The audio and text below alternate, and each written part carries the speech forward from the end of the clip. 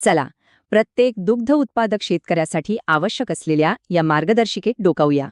ज्यांचं पोट पाणी त्यांच्या गुरांच्या आरोग्यावर अवलंबून आहे त्यांच्यासाठीच आहे हे.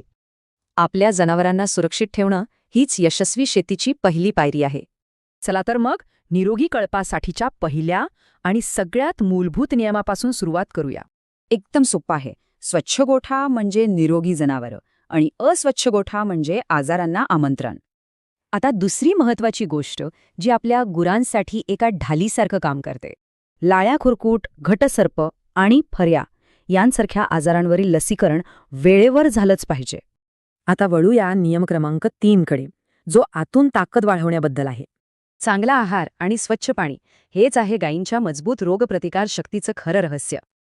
आता एक खूप महत्वाचा मुद्दा, जेव्हा कळपात नवीन जनावर आणायचं असेल तेव्हा नवीन आलेली गाय थेट कळपात कधीच सोडू नका.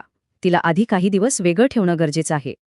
आणि शेवटचा पण तितकाच महत्वाचा नियम, जो आहे सतर्कतेबद्दल. लहान सहान लक्षणांकडे दुर्लक्ष करणं महागात पडू शकतं. वेळीच डॉक्टरांचा सल्ला घ्या. म्हणून एक गोष्ट कायम लक्षात ठेवायची, आजार झाल्यावर खर्च करण्यापेक्षा तो टाळणं कधीही सोपं. हे सोपे नियम पाळणं म्हणजे आपल्या शेतीच्या भविष्यात केलेली सगळ्यात चांगली गुंतवणूक आहे.